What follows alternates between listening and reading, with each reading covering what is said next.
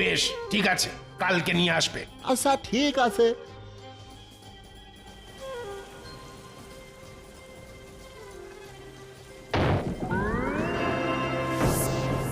মাছ ভাই, মাছ ভাই, আমার কথা শুনছো?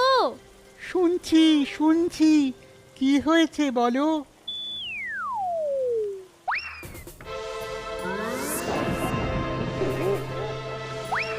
মহারাজ, মহারাজ, অবিশ্বাস্য ব্যাপার, সব কটা মাছ এক ওই জাদুকরি এসে পুড়িয়ে দিয়ে গেছে। অদ্ভুত, ভারী অদ্ভুত। ঠিক আছে ঠিক আছে, কাল আবার জেলেকে বলে ওই মাছ আনার ব্যবস্থা করো। আমি নিজের চোখে সব দেখতে চাই।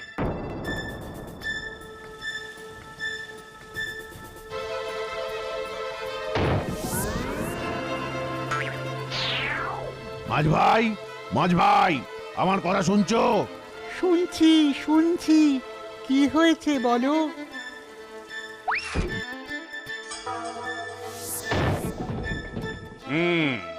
এক্ষুনি একবার জেলেকে ডাকো। এর মধ্যে নিশ্চয়ই কোনো রহস্য আছে। হ্যাঁ, এই যে এই মাছ তুমি কোত্থেকে আনো? একগে মহারাজ, পাশের জঙ্গলে পাহাড়ের ওপারে এক সরোবর আছে, পুষ্করিণী পুষ্করিণী। এই মাছগুলো সেইখান থেকেই ধরা। আমাকে তুমি সেখানে যাবার পথ বলে দিতে পারবে? নিশ্চয় নিশ্চয় মহারাজ, নিশ্চয়।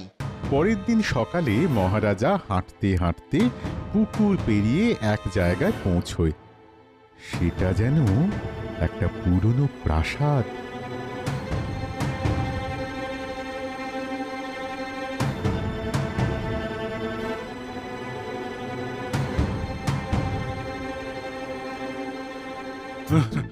কেউ আছো?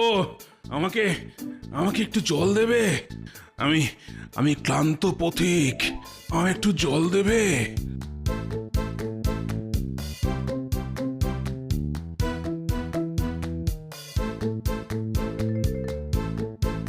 হে ভগবান, আর কত শাস্তি আমায় দেবে?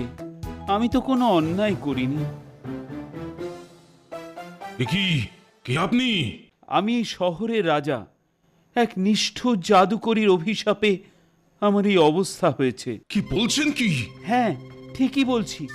ওই যে সরোবরে রঙিন মাছগুলো দেখলেন, ওরা সবাই আমার প্রজা। এককালে এই পাহাড়ি এলাকায় চমৎকার এক ফুল ফল শস্যে ভরা এক রাজ্য ছিল। আমার বাবার মৃত্যুর পরে এক সুন্দরী মহিলাকে বিয়ে করলাম। একদিন যখন চোখ বুজে শুয়ে আছি, তখন দুই দাসী কমে যাচ্ছে। এলো। হায় হায় হায়, এমন